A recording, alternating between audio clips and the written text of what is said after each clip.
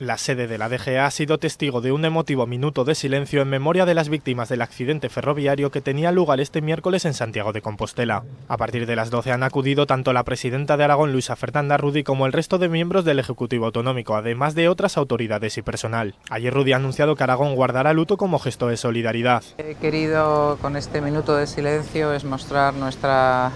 solidaridad y desde luego nuestro pésame,